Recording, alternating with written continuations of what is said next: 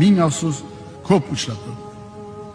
Bu oxirgi paytlarda bu illat juda avjiga olyapti. Bilmayman qayerdan bu paydo bo'ldi. Toshkent shahri birinchi o'rinda. Hozirgi kunda hayotimizda avj olayotgan yana shunday xunuk yaramas holatlarga chek qo'yish maqsadida alohida qonun loyihasi ishlab chiqilmoqda.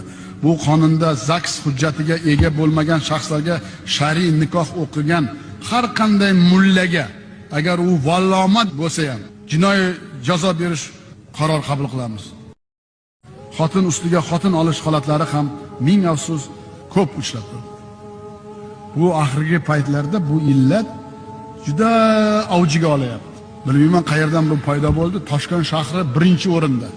Hozirgi kunda hayotimizda avj olayotgan yana shunday xunuk yaramas holatlarga chek qo'yish maqsadida alohida qonun loyihasi ishlab chiqilmoqda. Bu qonunda ZAKS hujjatiga ega bo'lmagan shaxslarga shar'iy nikoh o'qigan har qanday mullaga agar u vallomat bo'lsa ham jinoiy jazo berish qaror qabul qilamiz.